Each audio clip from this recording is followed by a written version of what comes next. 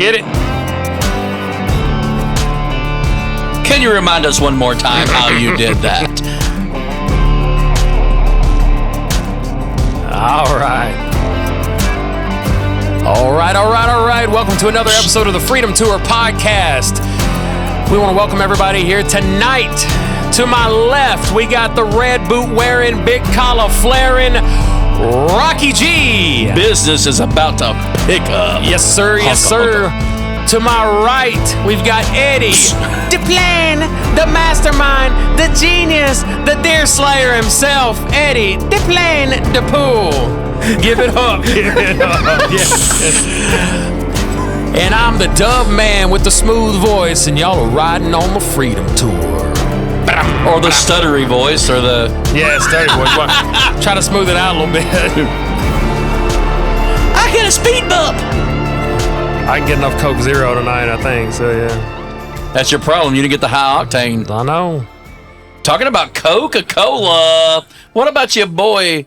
Trump, baby. Yeah. The cane sugars. High fructose corn syrup. Gone. No longer in the Coca-Cola products. A lot of those crazy artificial colors and stuff, too, they're going out the door. That's insane. Yeah. I couldn't drink clear Coke, though. I couldn't drink a Coke and thinking it was... You remember clear Pepsi? Brown? I remember Crystal Pepsi. It did not taste like Pepsi, really. It was still good. It was really Here's the good, thing, but it though. didn't taste like Pepsi. At least it was a Pepsi. It wasn't a Coke. Well, and I'm going to say this. Van Coke Halen. tastes brown. Van Halen. There's no tomorrow. Oh. Remember? Oh. Right now. Hey. Oh, hey. What's going on, Donnie? Oh, Dub yeah. man. All right. You want to know? I'm going to tell you what I remember about Coke the most. This is the thing. Every time somebody says this, it pops in my head. Y'all remember that 90s, like, theme song they had for their commercials? Like to give the world a Coke. No, before that one. Before that one? Before that one. It was back when they were trying to mimic all the New Jack Swing stuff. No, what was it? The one that's like, the stars will always shine, the birds will always Oh, sing. my gosh. I do remember.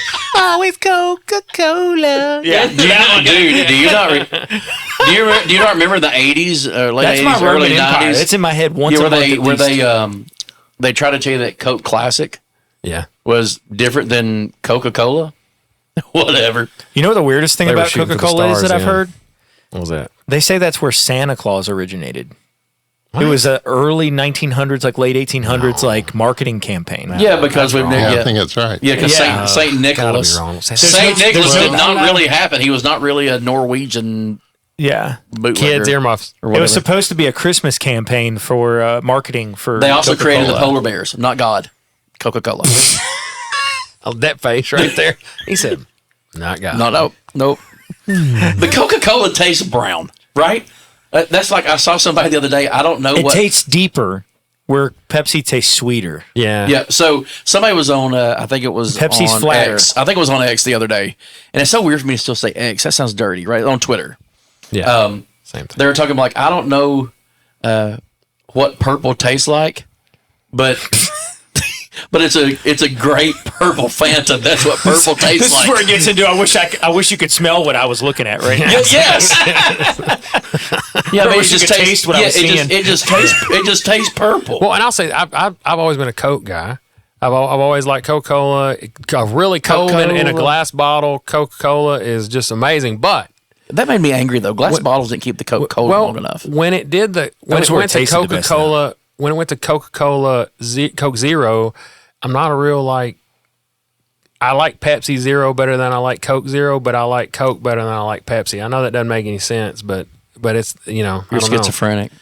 It's weird. Pepsi's better. Pepsi, now I'm a Pepsi guy now. I've gotten off the Coke thing. I'm a Pepsi guy, but I've never had a Pepsi not in years had a Pepsi in a glass bottle. I do like Pepsi. I haven't seen one. But yeah, you know, it's been a long time. Yeah, I've had 'em. I'm gonna It's tell been you though, I used to drink Coke like all the time because I'm from South Florida and the water down there is disgusting. It literally smells like a skewer. That's Central Florida. That sulfur. Yeah, Like if you go to vacation in Florida, you better take bottled water. yeah. And I lived in It's South awful. Florida, and the water that comes out of the tap down there smells like it may have inadvertently gotten filtered through your septic. Yum. it growls at you. So I used to drink a lot of Coke. Now I've been on this new diet thing. I have not Juicy. had a soda in probably 3 months now. Oh yeah, I remember when you kind of started kicking back on them. You Yeah. used to drink a lot of them. Yeah. and then you started kicking back a little bit. I think it was some back thing or something like that. Yeah. When I was a kid, I was a Mellow Yellow, Mountain Dew. Surge. Now, sir, Sundrop. I'm gonna tell you, Dale Earnhardt. Sundrop makes me very happy. Yes, Sundrop is awesome. RC Cola and the Why moon they haven't pie. done a Sundrop Zero? Not that I'm just saying, because even Diet Sundrop's good. I've had them both; they're still good. Sundrop's the stuff. Have you ever had a ski? Yes, those are great too. Ski's the king Yes. of the citrus. Yeah. Oh, you're Kentucky man. We'll talk about that in a second. But I had one of those. How don't do you, drink a lot of how do you carbon say that? drinks Is it a late one? Ale8. Ale8. Okay, Yeah, sorry. that's how. Yeah, Do I what? had some of those the other day. those are good too. But What is ski's better. Ski Yeah. is definitely. I love me some ski. Well, yeah. What did you say, L.A.? They got them at Kroger's. It's called an Ale 8, and it's a Kentucky ale. drink. Ale, Ale 8. 8. And it's a Kentucky drink. There's 2 or 3 different kinds. Yeah, of they make it in Winchester, Kentucky. like a It's like a KY. ginger beer. It's type like thing, a real bitter ale. ginger ale. It's Yeah, not yeah. quite a ginger ale, but it's So It's a little spicy. it's a KY drink, Yeah, that's what it is. It definitely. not a KY jelly. if you've No, ever been to just a Winchester, drink. it'll That's make not a you marmalade think You made from that fast. sound Kentucky. weird right out of the gate. I'm just Winchester. If you go Good, to I can. Winchester, Kentucky, it'll make you I'm second about the guess ratings. drinking one. Really? Oh yeah, I'm Radio Gold. I don't know what rating that's going for, but it's not G. love my Winchester peeps, but it's Winchester. KY definitely jelly Winchester. is not Yeah. a marmalade from Kentucky, Eddie. Yeah, Winchester's like we have Antioch, they got Winchester. Yeah, yeah. So, in case y'all didn't know, tonight, our guest tonight, who we're hanging with tonight, is none other than the Wolfman himself, John Wolford. Everybody give it up Wolfman. for John. Come on now. Hello, everybody. Do you howl? He probably could, yeah. Let's hear it. If you're the Wolfman, let's go. I don't know. You know how I will. Not today. Awesome, man. Not He on got a microphone. phenomenal bass player. He's just a great bass Oh, player. you're a musician? All around. That's awesome. Man, he's a musician. Like, yes, he is a musician. And just as smooth as silk, super good dude. Did you like he's our just as intro good as he music? comes, Yeah. Loved it. Yeah, it's Yes, an original. It's original from old Created by I'm the our Plain guest. Pool. Eddie over here. Yeah. yeah 7 definitely. strings. Oh yeah. 7 string Eddie. Yes, on 7 string Eddie. That's better than He's- Seven Toed Eddie. He has definitely branched off. I knew though. him once. He was a really weird guy. Seven Toe Eddie. He walked real heavy. he leaned to one side. Barefoot, he walked with a slap. It's like, oh wait, listen, wait. Oh, that's Eddie. Yeah, there's Seven Toe Eddie. He's coming. He's coming down the hall with the linoleum floor. Clunk, slap. Don't get it on one foot. Seven Toe Eddie. Look, we have made the Pantyhose Bandit famous. We are now going to make Seven Toe Eddie. Yes, yes, It's like built-in flip-flops. yes. Well, hey, when we do the It's like music, walking with flippers. when we come back and have some Larry and my dad and some others on, we got to have John back. We'll kick it. We'll have some fun with that. Yeah. But someone please write the song Seven Toe Right, Eddie. the song Seven Toe Eddie, definitely. But we're so excited to have you on, man. You're just a good dude, and we want to hear a little bit about your life. So, where are you? What's going on in the life of John Wolford right now? Oh, right now it's a lot of work trying to find some time to take some time off, to be honest Really? with you. Yeah, I got a kid getting ready to start college. My wife's getting ready to start a new homeschool co-op on the west side of Nashville here. The kids are going to be starting their other homeschool co-op. So not a lot of peace around the Wolford house right now. What college? What university? Will's going to Nashville State this year. Oh, Okay. cool, yeah. So, Brock did that for a bit.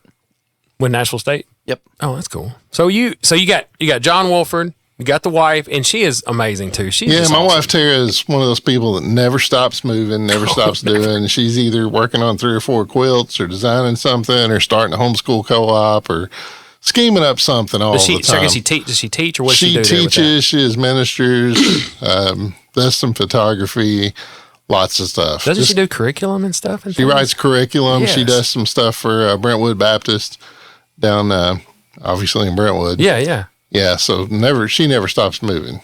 And you got 3 kids. 3 kids. Will, How old are they? Will's 18, Gemma's 14, Aaron's 12. I can't believe they're that old. That I just blows my remember when mind. they're so. Isn't it crazy? It really is. Yeah. I mean, how old's Blair? She's 11. Yeah. See, I Everybody's. They're remember all getting Yeah, I on up know. there. Yeah.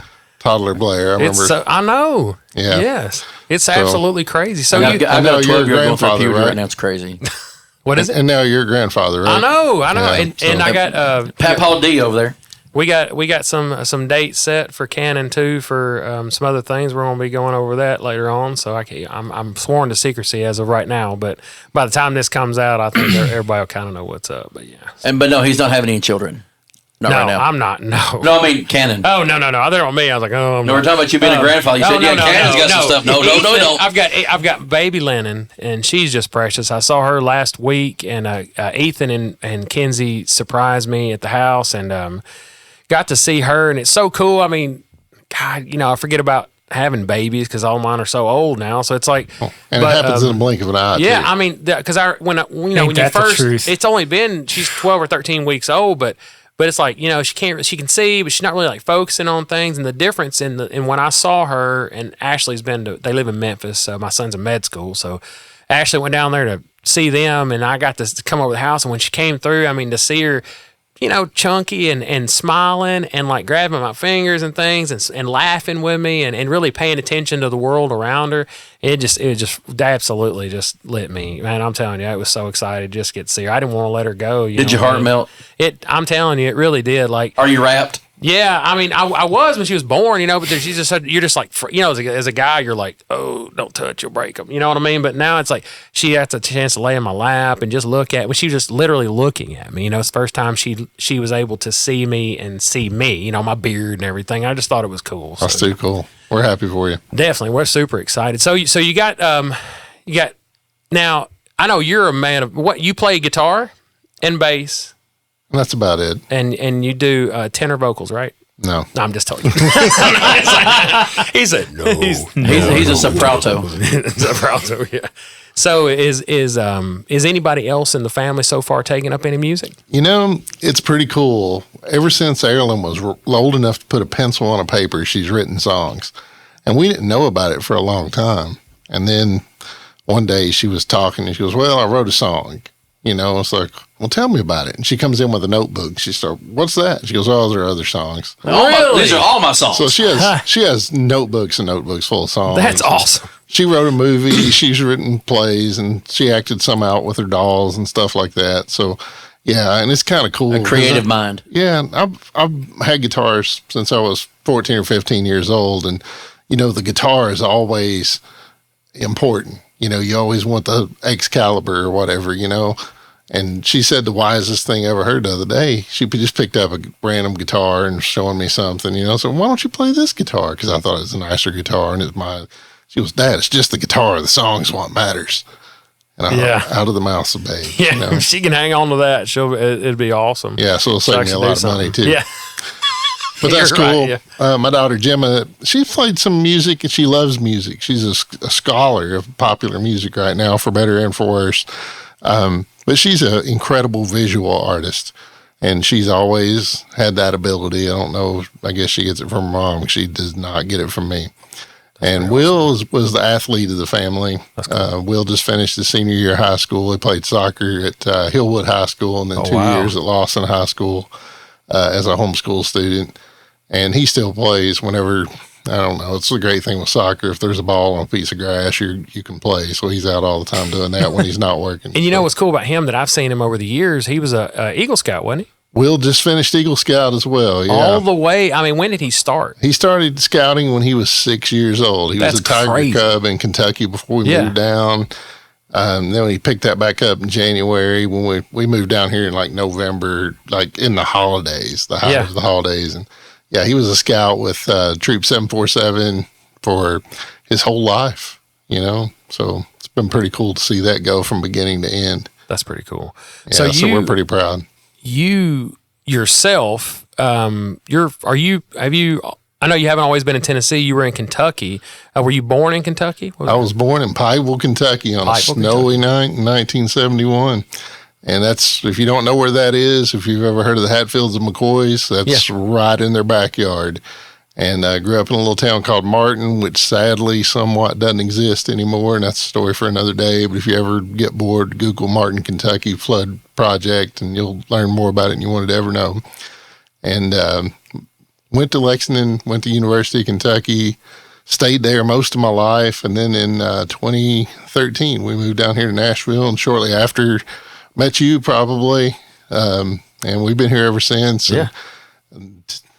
greatest, we love living here in Middle Tennessee. Wish it had a beach like everybody else, but probably going to be around for a long time.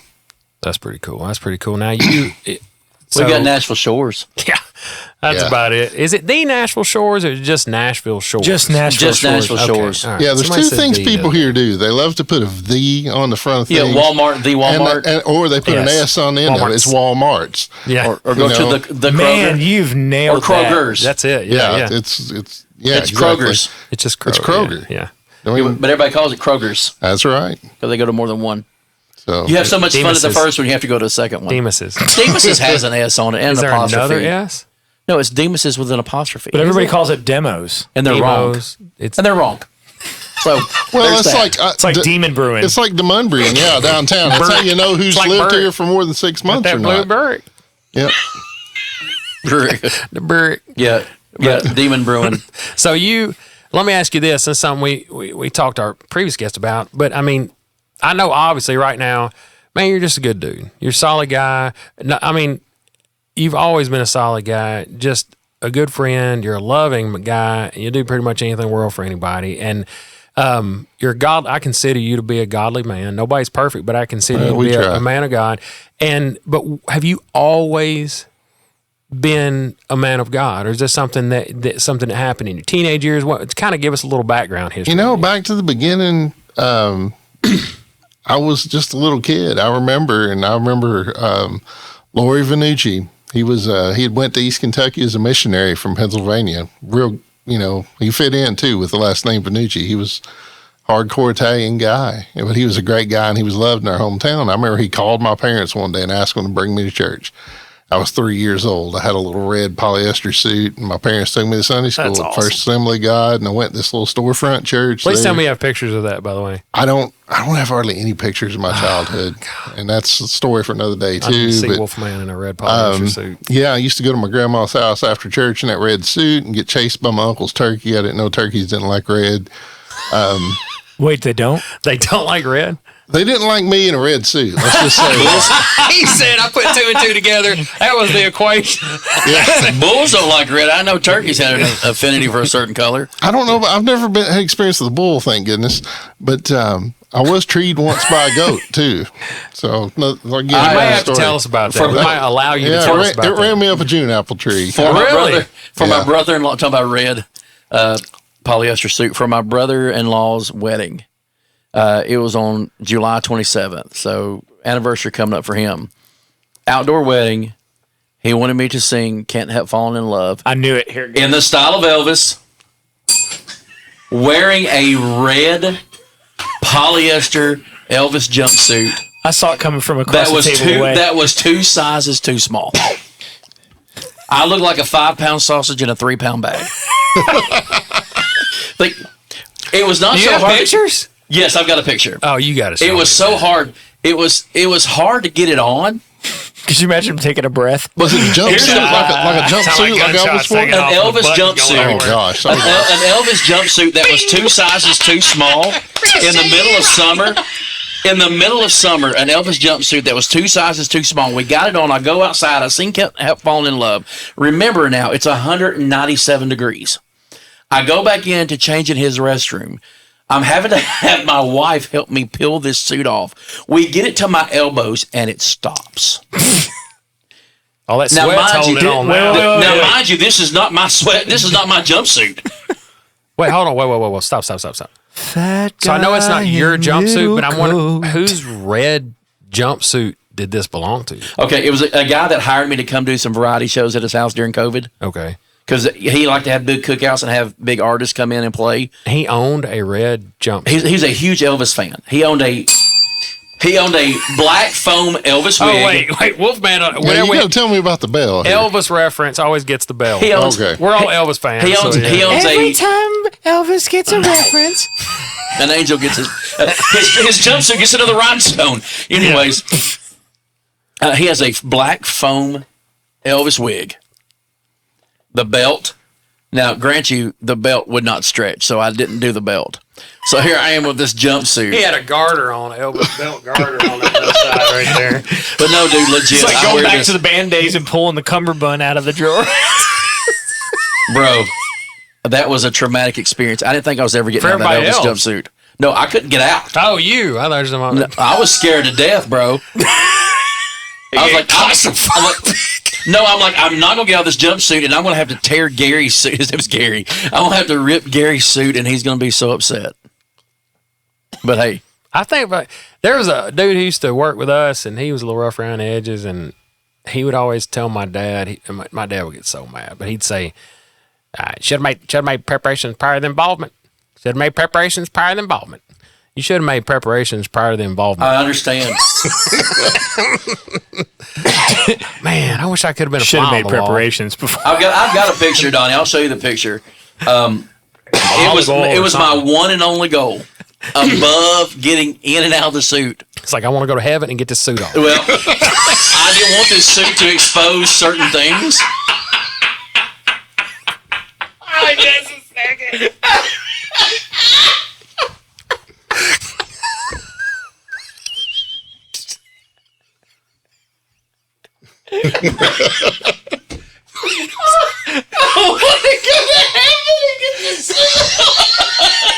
In the opposite order. In the opposite order.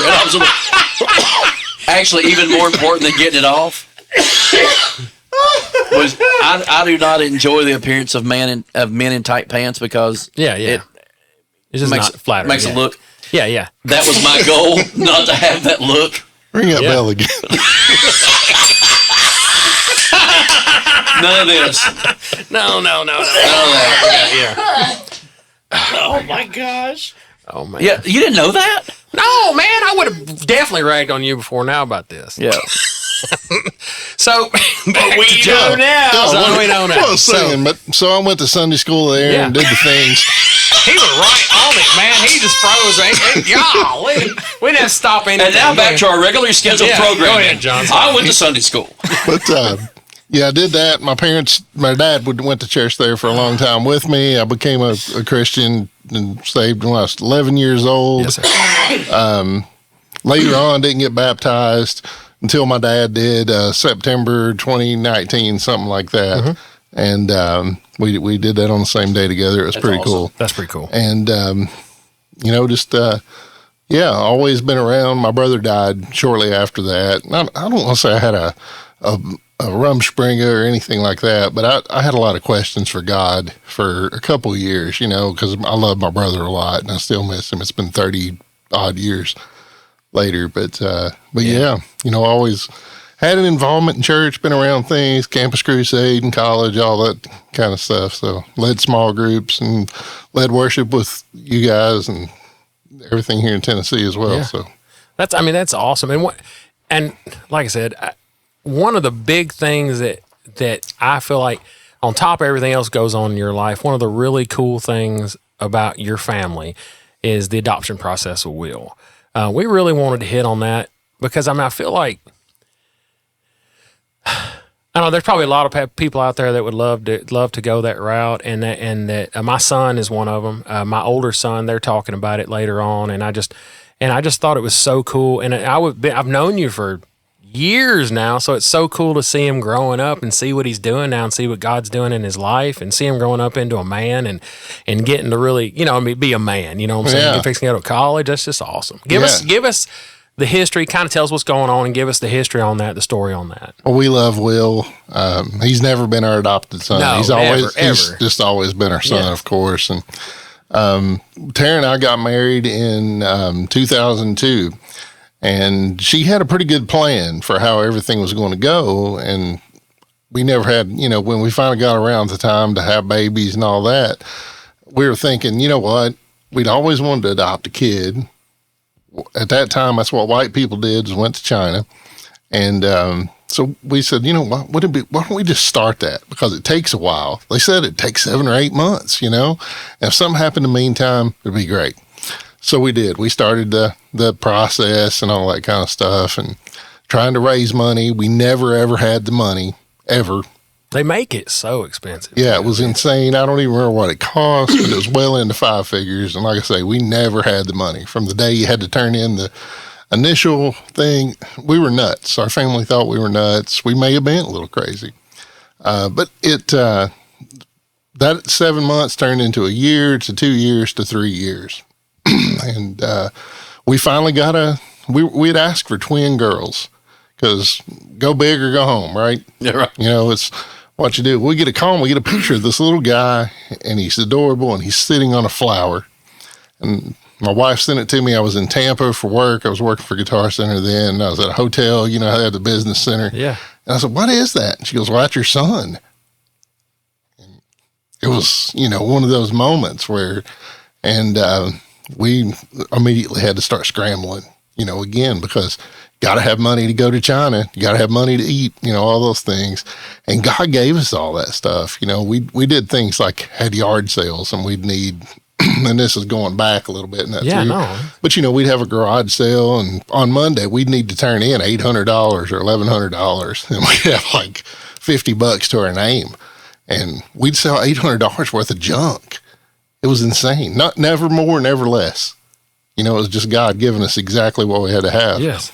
But anyway, we brought him home in July of 2008. And I remember he got off the airplane in Lexington, and he went straight to his grandfather, who he'd only seen on Zoom calls. And they were best buddies ever since. And sadly, we lost Mr. Jones in 2020, but he and Will were thick as thieves to the end, you know. So he's an important part of our family. He marches to a beat of his own drum. He's not the creative. He's an analytical. You know, he's an entrepreneur. But he's been an integral part of our family now for 17 years. All right, so you were telling us about Will and everything that, you know, the cool things. And I just think it's cool. I really think it's cool. If somebody was wanting to go, let's say anybody out there is listening and they're wanting to go that direction and they're wanting to, where did you go to even get the process started on that? Well, there was a great agency in Lexington at the time called World Adoptions. And sadly, you know, going to China now is not a thing. The Chinese government's kind of ended that. We have some friends that we actually traveled with that for 7 years now, they've been waiting to get another child that they got matched with. And they've pretty much been told by the China Center for Adoption Affairs that's never going to happen. They're not going to allow, you know, U.S. families to bring children home again. But, you know, there's agencies in every community. And we're fortunate to live in an area where, you know, Nashville's a pretty cosmopolitan place. So if something you're interested in, it's probably not that hard to find around here. That's pretty cool, though. You know, resources, if you have questions. Most adoptive families, too, if you know one, are, you know, pretty open to sharing their experience. So we always kind of, I mean, everybody has their own experience, but we're big proponents of, you know, there's thousands of children right here in Tennessee waiting for a family, waiting for a home. The Southern Baptist community has a program that you can go through here too, and I'm sure if there's a Baptist church on every corner. The Baptists have a program. Can you imagine? Yeah, they definitely got all kinds of them, the best ones generally. So, or the most ones. Yeah, they got a lot of them. But that's I think that's pretty cool though. You know what I mean? It's a cool. Now as far as like, obviously you jumped right into it. You didn't really know what was at the time. You didn't know exactly. You didn't even have kids at the time. So we'd never had the scare of having a kid. Yeah. And we jumped into it. We had a great friend that was doing the same thing. We didn't know it. The first night we went to a meeting, like an informational meeting, we were pulling in, and Amy and Tim were pulling out. And like, hey, what are y'all doing over here? Because the only two things you would do in that part of town is you would go to the adoption agency or Red Cross was there where you could give blood. And we knew they weren't giving blood because Tim's a dwarf and, you know. Oh, is he really? No, but we always said he was. my wife is. We're trying to recruit micro wrestlers. We want to manage the tag team champions of the world. But they were there, and, you know, they actually went a little bit ahead of us. So, and they now have two children, Jack and Kate, they're essentially adults now, but we kind of got to walk that path with them for a while. We lived in Kentucky. Amy was one of Tara's college roommates. Yeah. Well, that's actually pretty cool. Is there any advice with that? Any advice that you could give somebody? Any ins and outs? Because like I said, I know that was your first kid on top of going through the adoption process. Anything you could think of? You know, for us, we learned patience because it wasn't a 6 or 8 months. You know, it was 3 years, and just, you know, all the paperwork and having to redo things and all that, and just wait and wait and wait and wait. You know, you're following. I don't want to say the dawn of the internet, but we were starting to have more information available about things. You'd hear, well, you know, group this has been matched or whatever. These people are traveling. And then you look and it's like, oh, that was 2.5 years ago. They're D2C where they sent their paper date to China date. So, you know, you learn patience in that.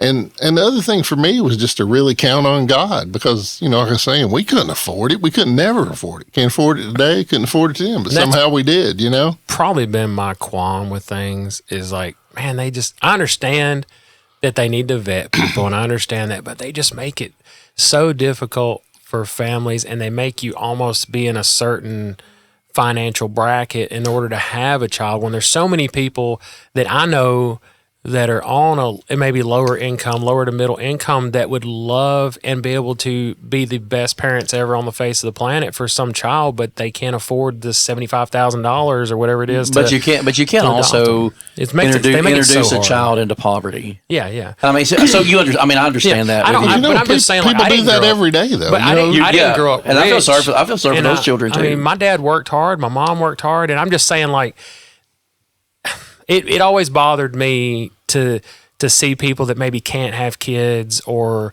you know, things like that, and then they just make it like so financially difficult not to even necessarily adopt a kid from overseas, just a kid from here. They make you almost have to be in this high bracket to have a child. And I understand the poverty part of it, but I didn't grow up rich, and I had some awesome parents, and I don't think any of us grew up in major, you know, we weren't rich people. And it's like to know we had just, I mean, my mom and dad took care of me and they did a good job. My dad worked, and I feel like the money wasn't even an aspect on it. You know what I mean? That I was just taking care of. I think some people, and I'm not going to say this is a blanket statement because I don't believe it's a blanket statement, but I also believe that single mothers that don't have very much, talking about the poverty aspect, they're more worried about getting the welfare check than they are about the welfare of the child. Yeah. Yeah. I mean, do you understand what I'm saying? Happen, so yes. It's almost like having children as a business for them. And you see it as terrible as that is, it happens. They have children because it's a business for them. It's a money making, and it's sad and it's sickening, and I hate it for the children. And I think maybe that's for the intention. Even in the foster, I've seen the foster parents, and really they don't care. I'm not saying this is not the majority of what I've seen where foster kids love the kids. Anybody has to absolutely have a love like Jesus for children that is able to take a child into their family and take care of them for a year or two and then be able to give them to somebody. You've got to have a different kind of love. But I feel like it's the same way, not to get off subject completely, but it's kind of the same way with even the people come across the border and people need to be American citizens. I mean, I wish that they would, because it's a weird thing to say. Like when you look at somebody and you say, hey, our country was based on immigrants, but we're asking you to do it the proper way. You know what I mean? I'm not trying to delve over into it too hard. They make it so difficult for people that are doing it the proper way to do it. And I feel like it's the same way with adoption. And they just make it so stinking. I mean, I know you have to vet you what the kid's going to be with them forever, and it's to be a parent. You're not like renting a car. I got that. But I feel like the government pays for everything in the world. They will pay for somebody to have a sex change in prison, but they can't fund or help benefit parents that are wanting to be a mother and a father, a solid mother and a father to a kid. And that's not me getting political or anything. I just feel like, man, we just got so much money wasted in so many areas when there's people like you're having yard sales at your house and to just get by and to come up with the cash. And I know you, man. I mean, you're an awesome dude and you're an awesome dad, and Tara's an awesome mom.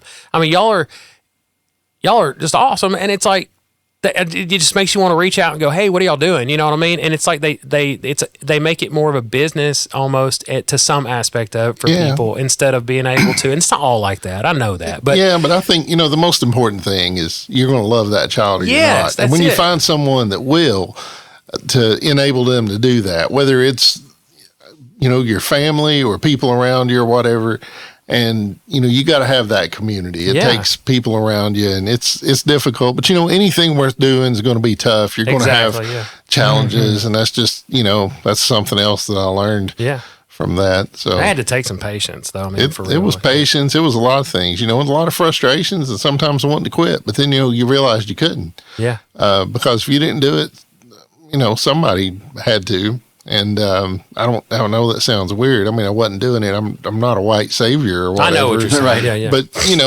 when you get back, and we still talk about it. Here, all the thousands of kids that are waiting, and a lot of them never have a family, and all they want is for somebody to come home and ask them how their day was. And give them an apple or something like that, and just care. Make a dinner for them. Yeah, just to care. Yeah, and that's something that it's hard to believe that with all the stuff we spend money on around, that there's not enough people to take care of that. And I wasn't trying to get political. I'm just saying, if you look at the sheer government waste with stuff, as much junk as we spend money on, we've got prioritizing. So many people. That's it. Yeah, we prioritize. We do. We got veterans on the street every day that fought for our country, that are dealing with huge mental illnesses, and they're living on the streets. And some people are there on their own account, but some people are there because they're going through stuff. And I feel like you said, it just, I don't know. And most of us are one bad decision away from winding up in that same spot. Exactly. And that's the fact of life that I think that nobody wants to acknowledge. No.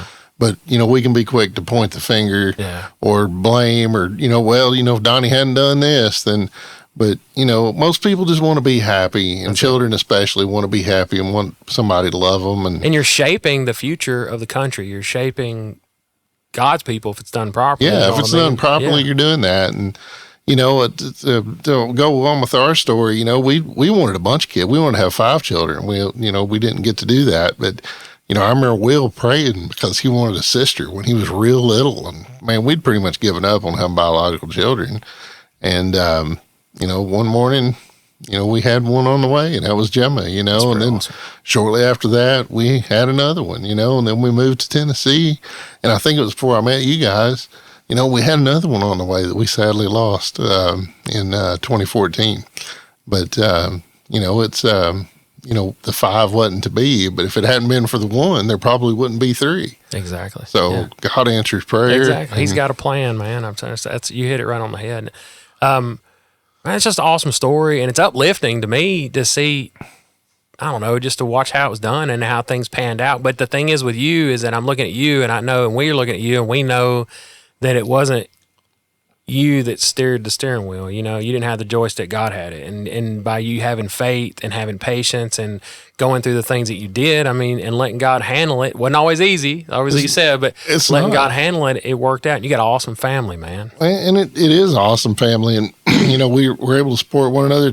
I love Tara, and she loves me. And part of that does come from all those things, pulling together and having to make that happen. People will tell you that, life is tough and all this kind of stuff, but it's who you do it with. There's everything. God's got a plan for everything. That's the cliche, right? But all the things he teaches in every situation, whether you're waiting, whether you're actively doing something, whatever it might be, we don't know what that plan is. I think it's kind of, they say if you want to make God laugh, tell him what your plans are. God's not planning for me. He's not planning for Middle Tennessee. He's planning for this whole world and for the end, how it's all going to wrap up. Yes, sir. You hit it right on the head. Well, we want to thank you for coming in and giving us a little bit of your testimony, telling us about your family, uplifting us. It's uplifting, man, to see that people are still made like you. You know what I mean? Oh, and bald, fat, good looking. That's it. Yeah. The whole package. Triple threat. Yeah. Well, we got part of the show right now. We're going to come in. We got 3 questions. All right. Let's fire away. We're going to hit it off. Go ahead and hit him on that first question, right? All right. So this first one is there are no bounds economically, schematically. There are no restrictions. So there's no parameter. But if you weren't doing what you're doing now, what would you be doing? What would be the dream? Anything. Playing, piano, Carnegie Hall, playing drums for Elvis. Mud wrestling in Louisiana. Man, I don't know. I've got it pretty good right now. I sell guitars for the Great Gibson Guitar Company here in Nashville. American legend. I deal with everybody from the kid getting his first instrument all the way up through the biggest rock stars in the world every day. That's pretty cool. But if I could do anything especially for a living, and really for 15 minutes right now. I'd love to go fishing. I've been trying to go fishing for 6 weeks, and every time I get a minute off, it rains. It has been raining a lot. And if it's not that, it's so hot that it would melt the worms, you know? So, yeah, I'd love to go fishing. He wants to be, I've been dealing with that weather crap too. Trying to get a time to go fly, and I'm like, I bought a Tennessee hat. I'm from Kentucky and bought a Tennessee hat once because of Bill Dance. You know, that's next to godliness right there. That's the only time I wore it was when I was fishing. Well, that's okay. Yeah. He's hoping he fell in. Like old Bill. So, I mean, that's a good answer. I wish you'd have been here to hear Cannon's answers when he was here. It's just, yeah. It was pretty wild. Everybody has different. Some people get really super in depth. Sometimes it takes 10 minutes to answer, and then some people it's as simple as that, and it kind of tells where their heart's at and what they really want right now. You know what I mean? So it might change next week. So you know me, it might change in 15 seconds. So the next question is the one that I say we allow this. We laugh about this. We allow you to go a little spiritual if you want to, but you know. Because we try to stay away from the spiritual too much, because this is really a bonding thing. We want everybody out there to get to meet John Wolford and know about your life and connect with you like family. That's what they do with us. So what would you tell, if you had a second and you could snap your fingers and you could go back and see 15-year-old John Wolford? John Boy. What would you tell Kentucky 15-year-old John Wolford? What conversation would you have with him? Man, I'd probably just let him know that nothing's going to be what you think. It's not going to turn out the way you thought it was going to. It's going to be a good ride. And it's going to be a lot of fun, but buckle up. You know what be careful, because your plans are nowhere close to what God's got in store for you. That's fine. That's awesome. That's pretty cool. Eddie, hit him with that last one. All right. So we have the Freedom Tour time machine. All right. This thing looked like a giant Christmas decoration. Fast and the Furious Santa sleigh. Just with a gear shift on it that lets you select a decade and hit it. So if you could go back in time to any point in time, besides the obvious of going back and seeing like Jesus, what's something that you would absolutely jump in that thing and go back to see without question? That's a tough one. That one usually sticks people. That is a tough one. I'd like to go back and see my dad growing up. My dad unlike me, he was an athlete, played baseball at a very high level. He was a notable basketball player. I'd just like to go back and see that, because by the time I came along, he was 44 years old. You know, I was the firstborn kid to a 44-year-old guy. Wow. I would love to have seen him in his prime when he was doing the things that I always heard about. And the other thing is, I'm pretty nostalgic for that time of the 40s and 50s. I think it'd been cool just to kind of see what was going on around for real, not just, the movie or the Reader's Digest condensed version of that. But it would be cool to go back to 1944, 1945, somewhere in there. I think Dad played ball till like 54, baseball or something like that. So it'd been cool to see that. Some people have said that the 1950s were the greatest decade. Yeah. I don't know. I wasn't there. Yeah, I think my dad plays 50s or 60s, probably the best one. My mom was born in 43, so she was a teenager in the 50s, and she was fairly fond. And a lot of people compared the 50s to the 80s, the 1950s and 1980s, as far as the shifting. And because if you realize the 50s led into the 60s, and the 60s was a wild time. Everything went crazy. Yeah. So I could see the parallels of that, especially on the music side, because like the 50s were known as the rinse and repeat. Yep.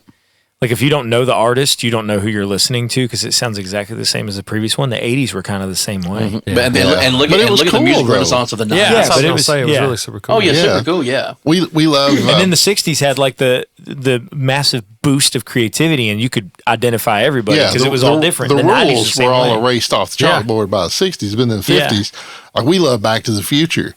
And, if you could have seen... The Leave It to Beaver... Yeah, that kind of deal, but all that early rock and roll and stuff, because there wouldn't have been the 60s if that meant for the 50s. You kind of had to learn ABCs before you could use the Q's and Z's and stuff, Yeah, well, look how the 80s led into the 90s, and the 90s were just absolutely ridiculous on music front, movies, even athletes. I've talked about that. There are so many iconic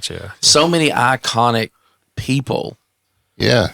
And ideas from the 1990s. Yeah. It's insane. I don't think that's been duplicated since then. Well, it never will be either. We still had gatekeepers in the 90s as well, whether it's for sports or music or movies. Yeah. Now anybody, we're sitting here doing this tonight, you know? Yeah. I mean, You imagine 5 years ago even. Yeah. You couldn't do this. yeah, you couldn't do this, but back then, that was like you said, that was the greatest, whether it was Michael Jordan, whether it was, Steven Spielberg coming into his thing, Well, I you mean, had you UK basketball winning 2 championships in 1 decade. That's How about the New York Yankees? huge. They were pretty decent in the 90s too. I don't know much about them, but I do remember the Reds winning a World Series in 91. The Reds were. That was the. Yeah, and they had a was that budget the of like year- $80,000. The Yeah, whole that team was the made year. That was the year combined after they had everything. the earthquake in San Francisco.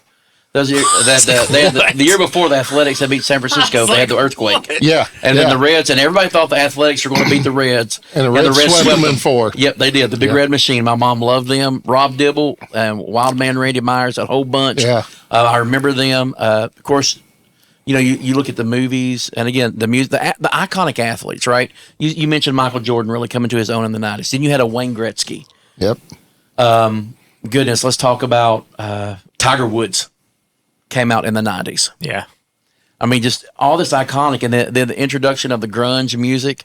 I was really not a fan, but it changed the landscape. Yeah. Yeah, it Some changed, of it was really changed our good. culture. Some of it was super It good. really did. It Yeah. changed the culture.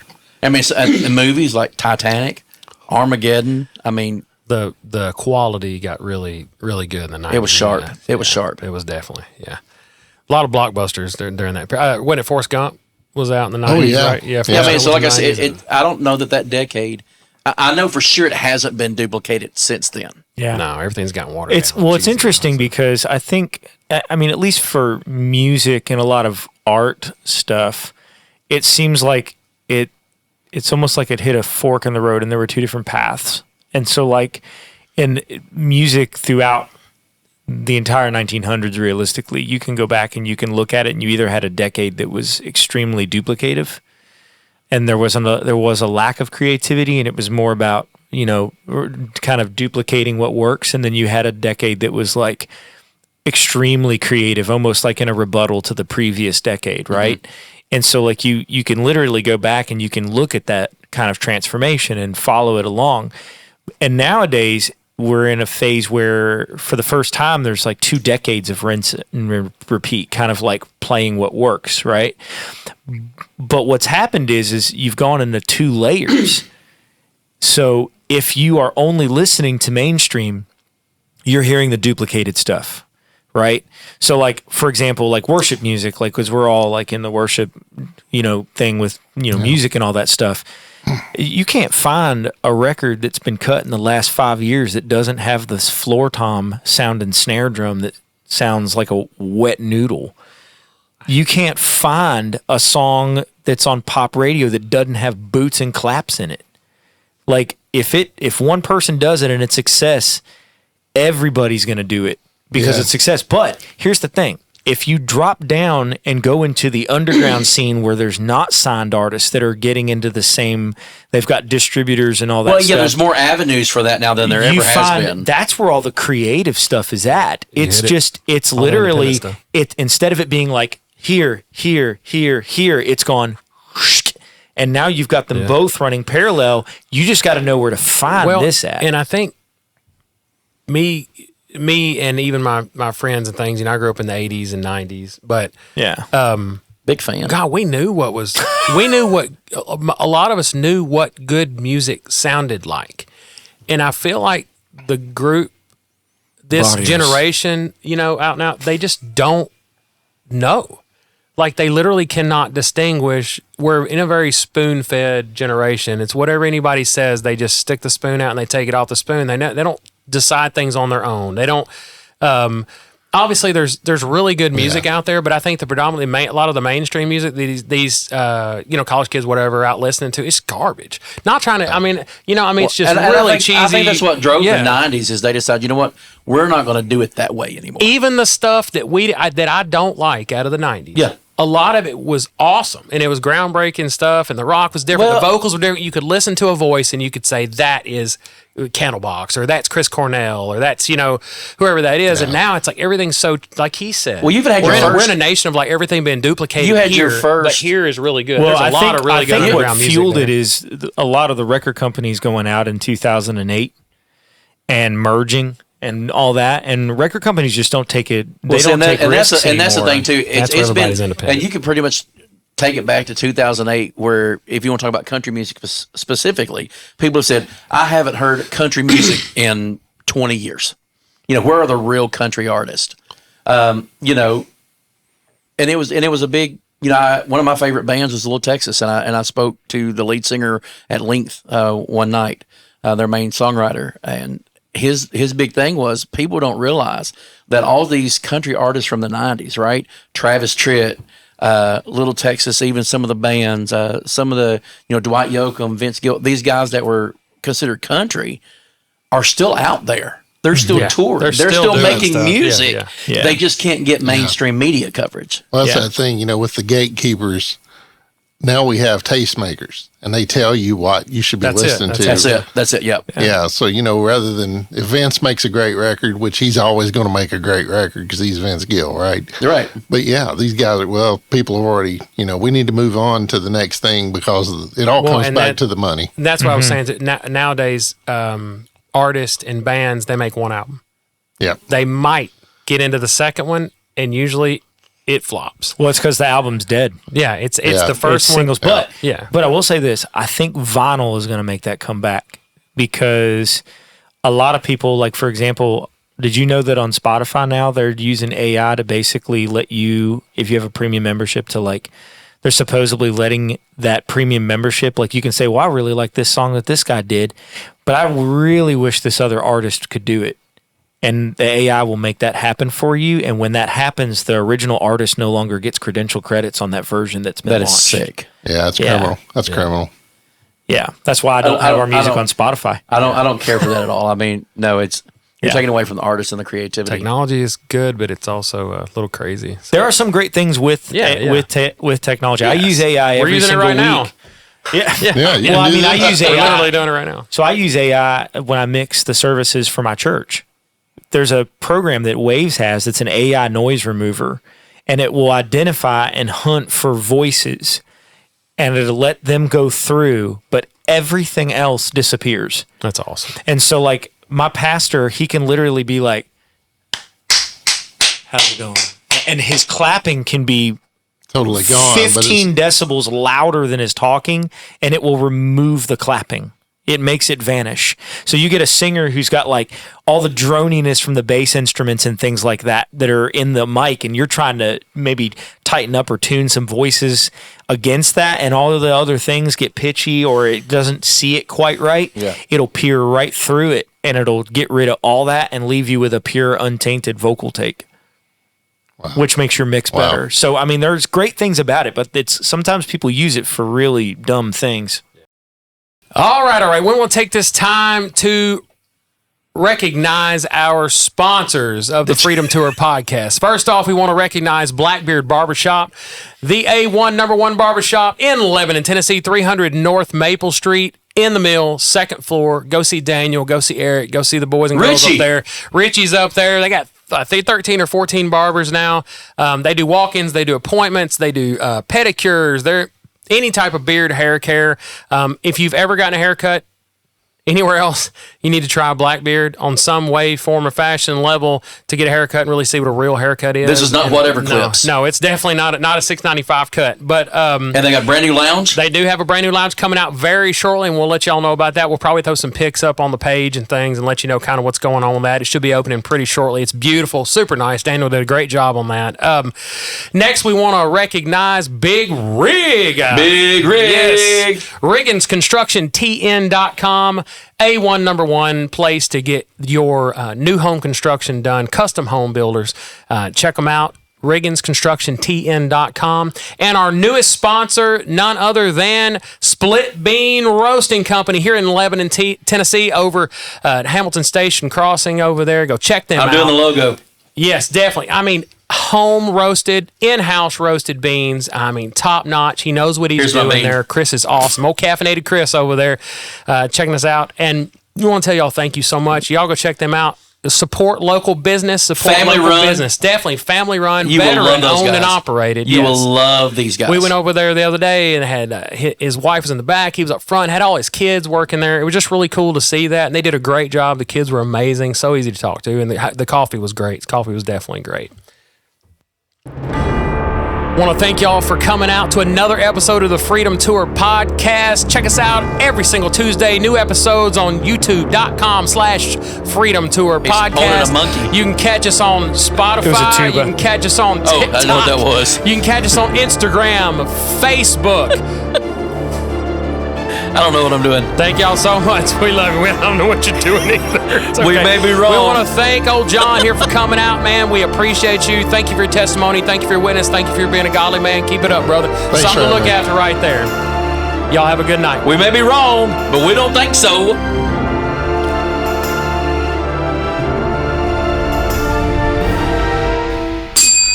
I said, can I have a cheese stick? With jelly.